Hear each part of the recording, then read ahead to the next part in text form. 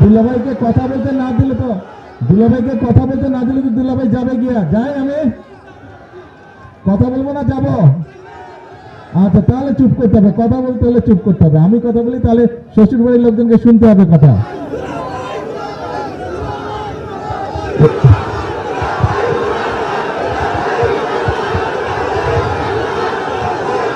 আস্তে আস্তে স্লোগান দিলে কথা শুনতে পাবো না তো, আস্তে আস্তে আস্তে। এক মিনিট একটু চুপ করতে হবে, একটু চুপ করতে হবে। বিসমিল্লাহির রহমানির রহিম। প্রিয় এলাকাবাসী, প্রিয় মুরব্বীবর্গ, প্রিয় মা বোনেরা, আসসালামু আলাইকুম। কেমন আছেন সবাই? ভালো আছেন? আলহামদুলিল্লাহ। এই যে আজকে আপনাদের এখানে আসলাম, কেন আসছি জানেন? কেন বলেন তো?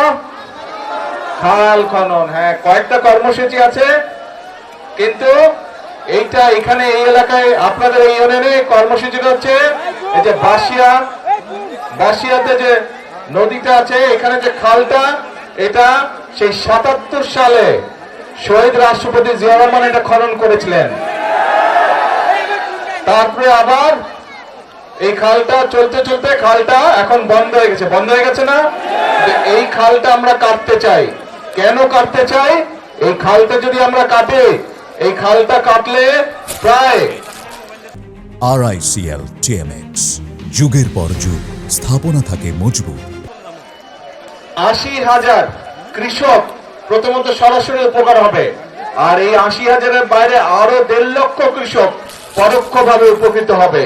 প্রায় এই খালটা কাটলে আপনারা যাদের জমি জমা আছে এই খালের দুই পাশে, এই ফসল যে উৎপাদন হয় প্রায় ৭,০০০ মেট্রিক টন ফসল বেশি উৎপাদন হবে। প্রিয় ভাই বোনেরা, শুধু এই খাল না, সারা বাংলাদেশে এরকম অনেক বাসিয়া খাল আমরা খনন করব। কারণ আমরা যদি এই খালগুলো খনন করতে পারি, কৃষক ভাইদের জন্য সুবিধা হবে। আপনারা দেখেছেন এই সরকার হচ্ছে কৃষক বান্ধব সরকার। আমরা মনে আছে এই যে নির্বাচনের সময় যখন এসেছিলাম, তখন আমি বক্তব্যে বলেছিলাম যে বিএনপি সরকার গঠন করতে পারলে আমরা কৃষক ভাইদেরকে কৃষি কার্ড প্রদান করব। আপনারা নিশ্চয়ই সংবাদপত্রে দেখেন যে আমরা কিন্তু এর কাজ শুরু করেছি। টাঙ্গাইল থেকে গত মাসের ১৪ তারিখে আমি কৃষক কার্ডের এই উদ্বোধনীটা করেছি। তারপরে এখন ধীরে ধীরে সারা বাংলাদেশের কৃষক ভাইদেরকে আমরা কৃষক কার্ড পৌঁছে দেবো। এই কৃষক কার্ডের মাধ্যমে অনেকগুলো সুবিধা আমরা কৃষক ভাইদেরকে দিব। তাদেরকে ঋণের সুবিধা দিব, তাদেরকে সার বীজ কীটনাশকের সুবিধা আমরা সরকার থেকে সরাসরি দিতে পারবো। আর সবচেয়ে বড় যে সুবিধাটা, তারা বছরে ২৫০০ টাকা পাবে, যেটা দিয়ে তারা নিজেরা কীটনাশক ওষুধ বলেন, বীজ বলেন, এই জিনিসগুলো তারা সরাসরি কিনতে পারবে। সরকার থেকে সরাসরি আমরা তাদেরকে এই অর্থ সাহায্যটা করব কৃষক ভাইদেরকে। এর মধ্যে আপনারা দেখেছেন আমি কিন্তু বলেছিলাম যে বিএনপি সরকার গঠন করতে পারলে কৃষক ভাইদের যাদের ১০,০০০ টাকা পর্যন্ত কৃষি ঋণ ছিল, আমরা সুদ সহ সেটা মওকুফ করব। নির্বাচনের আগে কইছিলাম এটা, কিন্তু নির্বাচনের পরে আমরা ১০ দিনের মধ্যে কিন্তু আমাদের কথাটা আমরা রেখেছি। আমরা সরকারের যে ১০,০০০ টাকা পর্যন্ত কৃষি ঋণ ছিল ১২ লক্ষ কৃষকের, এই ১২ লক্ষ কৃষকের কৃষি ঋণটা আমরা সরকার থেকে মওকুফ করে দিয়েছি সুদ সহ। কাজেই আমরা চাই এই দেশের কৃষক ভাইরা ভালো থাকুক, আমরা চাই গ্রামের মানুষরা ভালো থাকুক, গ্রাম সহ সব মানুষই ভালো থাকুক। কিন্তু যেহেতু বাংলাদেশের অধিকাংশ মানুষ গ্রামে বসবাস করে, মেজরিটি মানুষ গ্রামে বসবাস করে, এই জন্য এই মেজরিটি মানুষ যাতে দেশে ভালো থাকতে পারে, সেটি হচ্ছে আমাদের লক্ষ্য, সেটি হচ্ছে আমাদের উদ্দেশ্য। সেই জন্য প্রিয় ভাই বোনেরা, আমরা বলেছিলাম যে আমরা খাল খনন শুরু করব। দেখেন আজকে এই এলাকায় আমরা এই বাসুয়া খাল খননের মাধ্যমে, পুনর্খননের মাধ্যমে খাল খননের কাজ শুরু করলাম। এর মধ্যে দেশের অনেকগুলো জায়গায় প্রায় ৬০টার মতন জেলায় এর মধ্যে খাল খনন শুরু হয়ে গেছে। এই খাল খনন এইবারই শেষ হবে না, এটা প্রায় ৪০ কিলোমিটার, তার মধ্যে ২৩ কিলোমিটার খাল আমরা পুনর্খনন করব। এবং এই ২৩ কিলোমিটার খাল পূরণ করতে আমাদের ২টো শুকনো মৌসুম লাগবে। এই এখন শুরু হলো, কিন্তু এখন তো বর্ষা শুরু হয়ে গেছে, এবছর তো আর শেষ হবে না, কিন্তু এই বছর নভেম্বর থেকে আবার আমরা খাল খনন শুরু করবো, শুকনো মৌসুমটা শুরু হলে।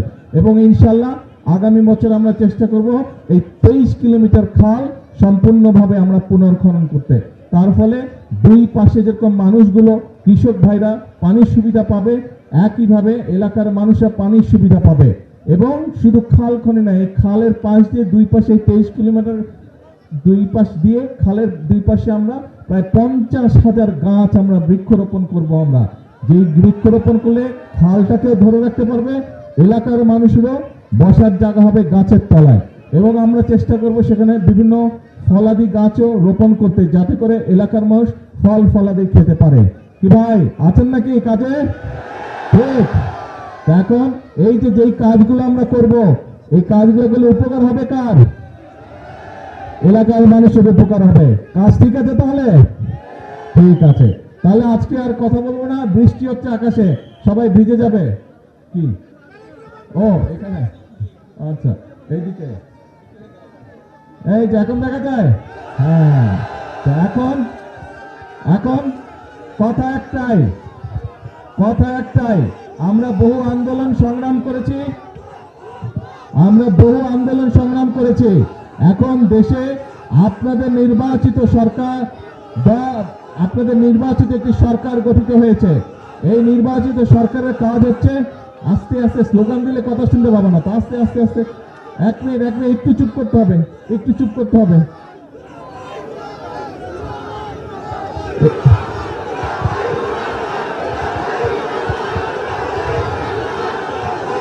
তো দুলাভাইকে কথা বলতে না দিলে তো দুলাভাই যাবে গিয়া, যাই আমি কথা বলবো না, যাবো। আচ্ছা তাহলে চুপ করতে হবে, কথা বলতে হলে চুপ করতে হবে। আমি কথা বলি তাহলে শ্বশুর বাড়ির লোকজনকে শুনতে হবে কথা, ঠিক আছে? আচ্ছা ঠিক আছে।